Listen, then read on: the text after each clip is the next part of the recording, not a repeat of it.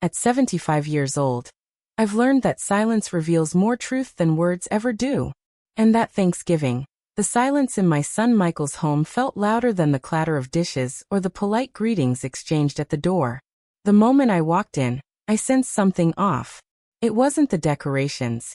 Those were beautiful as always. It wasn't the food either. The aroma of roasted turkey, buttery rolls, and spice pie filled the air the way holidays should. It was the way Michael's eyes flicked toward me, and then toward his wife, Caroline. A quick glance. A signal. One I wasn't supposed to notice. But at 75, you notice everything. I placed my coat on the rack, forcing a small smile. Michael stepped forward to hug me, but his hands trembled slightly. Maybe no one else saw it, but I felt it.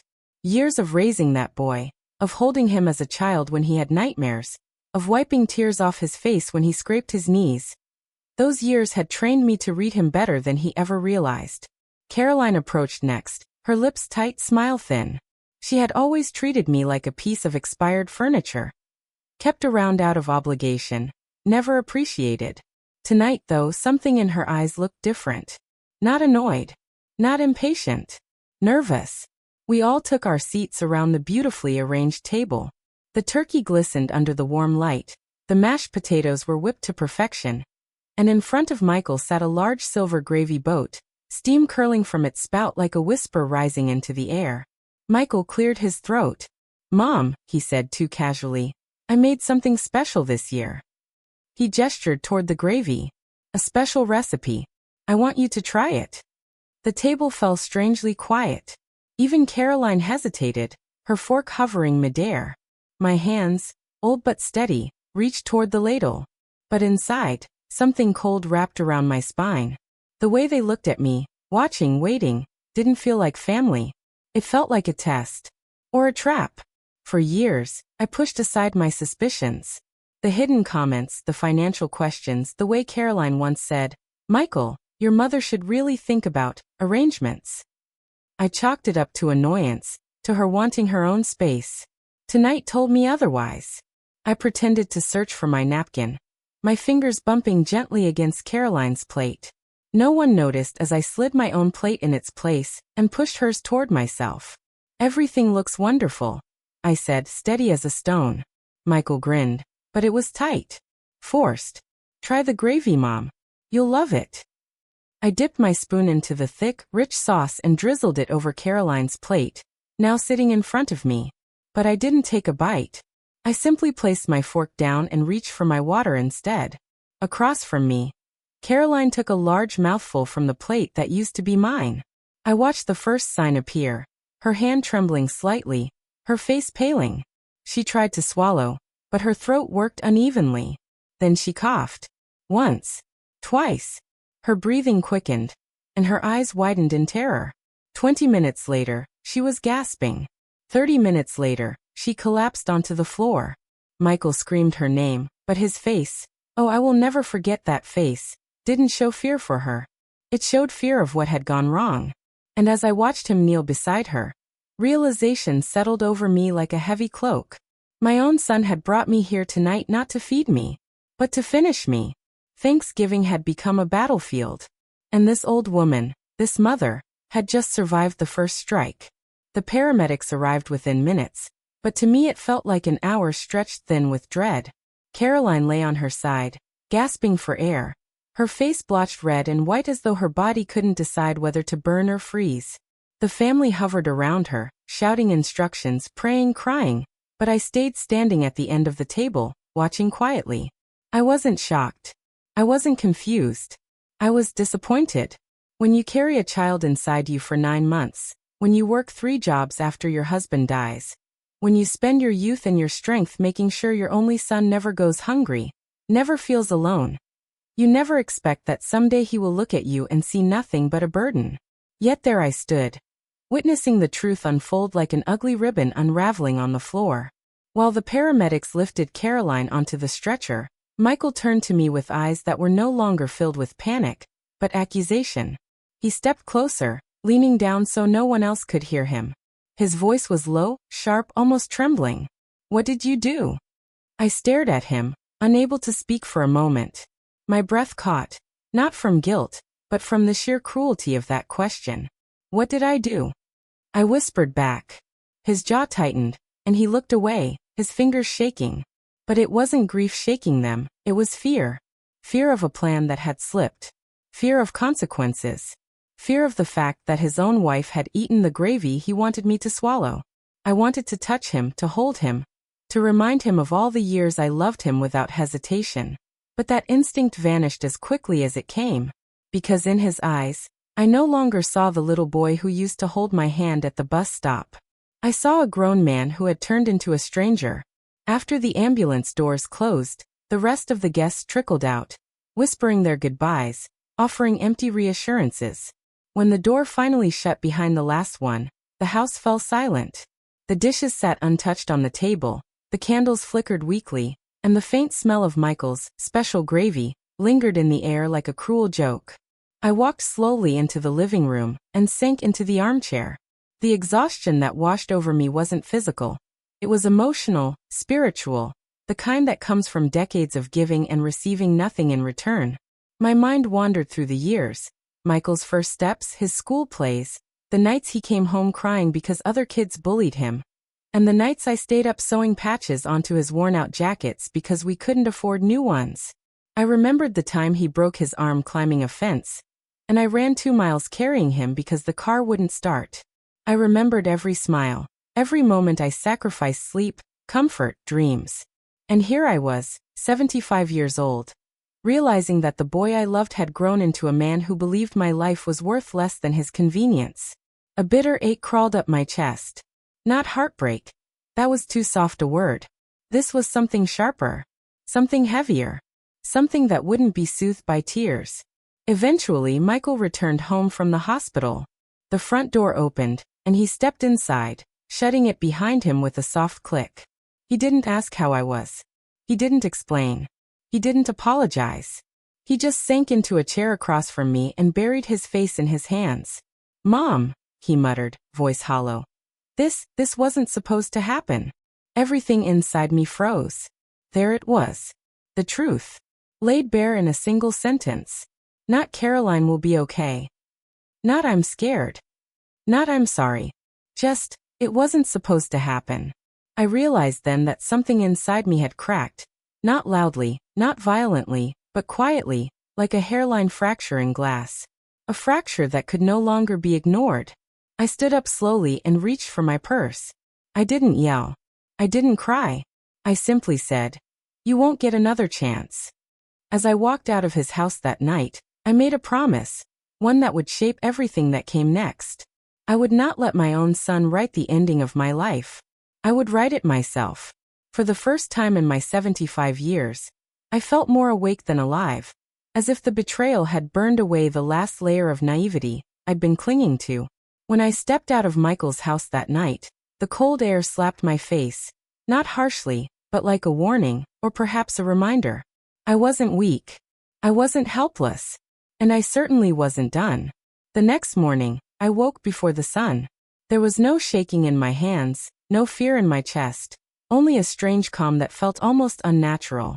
I brewed myself a cup of tea and sat by the window, watching the sky soften from black to blue. For the first time in years, the world didn't feel heavy on my shoulders. Instead, I felt a purpose stretching its limbs inside me. The first thing I needed was information. While Michael ignored my calls, no surprise, I contacted someone I trusted, my old friend Dorothy, who had spent her life working as a nurse and knew how to read medical charts better than anyone I'd ever met. She agreed to visit the hospital and check on Caroline. What she whispered to me later that afternoon was exactly what I expected. The doctors found high traces of a toxic herb mixture. The kind people use thinking it's natural, but can shut down organs if used wrong. Something that could easily be mixed into gravy. Not enough to kill instantly, but enough to weaken someone over time. A slow disappearance. A quiet funeral. No questions. They didn't plan one dramatic moment. They planned a gradual erasure. My erasure. And that's when I decided. If they wanted to play silent, clever games, then I would play louder. And smarter. The second thing I needed was proof. I began collecting everything. Every financial statement, every letter, every odd bank transaction that had shown up over the past 2 years. I printed copies of my account logs and found several unexplained transfers, small, strategically spaced out, the kind that don't raise flags until someone looks closely. But someone was looking closely now. Then came the discovery that shook me, not because it shocked me, but because it confirmed everything I feared. I visited my bank and spoke with a manager who had known me for 20 years. After a bit of digging, she came back looking pale. "Ma'am, someone has been preparing paperwork to move your accounts into a joint family trust, without your signature, without your consent." Guess who the trustees were? Michael and Caroline. It was all there. The motive. The plan. The final push disguised as a holiday dinner. But I didn't cry. I didn't rage. I felt a slow, sharp pride filling my chest. The same kind a soldier might feel when he finally sees the enemy that's been hiding in the shadows. Now I knew exactly what I was fighting. The third thing I needed was the right stage. A week later, I called Michael. He didn't want to meet. He stammered, made excuses, pretended to be busy with hospital bills and doctor visits. His lies were clumsy now, cracking under pressure. So I left him no choice. "Meet me at my lawyer's office," I told him. "It's important. It concerns the family." Those two words, concerns and family, were the bait he couldn't resist.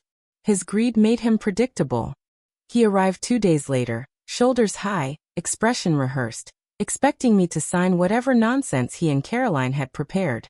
But instead he walked into a room with my lawyer, 2 financial investigators, and a police officer waiting at the table. His face drained of color. The folder on the table was thick, full of evidence of forged signatures, unauthorized transfers, attempted account manipulation, and the medical report from the hospital. I didn't raise my voice. I didn't accuse. I simply looked at the boy I once carried in my arms and said, "You should have remembered that I didn't survive 75 years by being easy to fool." His lips trembled. His knuckles whitened. His world, his plans, crumbled right before him. And for the first time in years, I felt something warm fill my chest. Not relief. Not victory. Justice.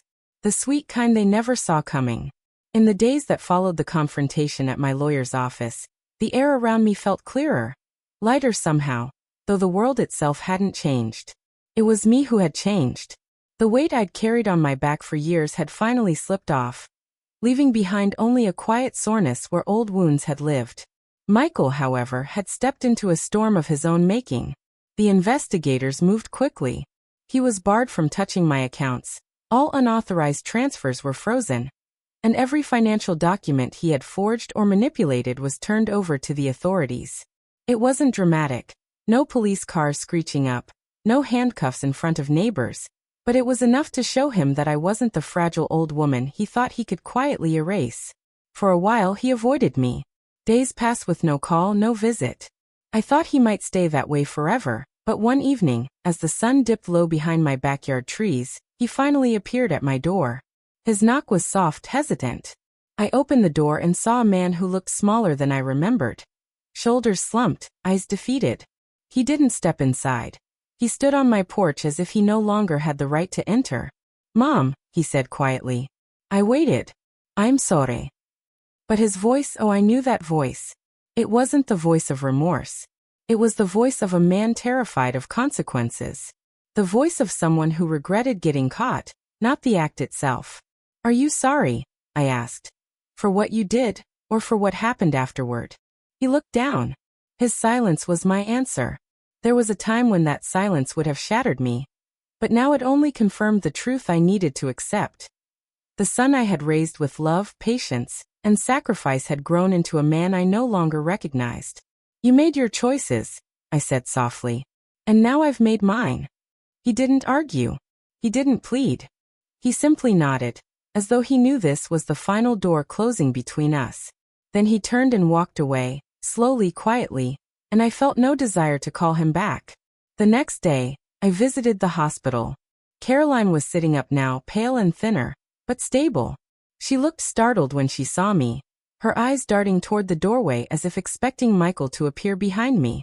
"He's not here," I said gently. She stared down at her blanket, her voice barely above a whisper. I didn't know, not everything. I didn't want. She stopped, guilt choking her words. I believed her. Not because she was innocent. No one who goes along with greed ever is.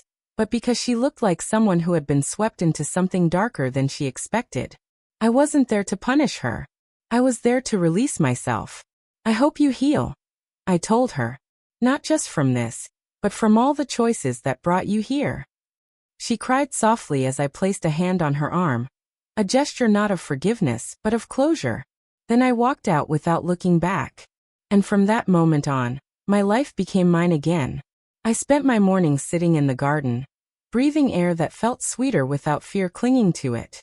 I traveled to places I had only dreamed of when I was younger. Small towns with antique shops, old libraries filled with forgotten stories, lakes where the world felt still enough to whisper to. For the first time in decades, I wasn't living for anyone else. Not for a husband I lost too soon. Not for a son who stopped deserving my sacrifices. Not for a family who only remembered me when they needed something. I was living for me. Every Thanksgiving after that, I set my own small table. Just one plate, one candle, one cup of warm cider. I cooked simple meals, nothing dramatic, but always poured a little gravy on top. Not to remember what happened, but to remember what didn't. They tried to write my ending. They tried to silence me. They tried to claim a life that was still very much mine. But I survived. I fought back. I reclaimed everything they tried to take.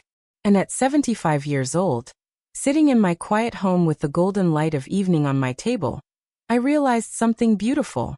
My story didn't end in betrayal. It ended in freedom.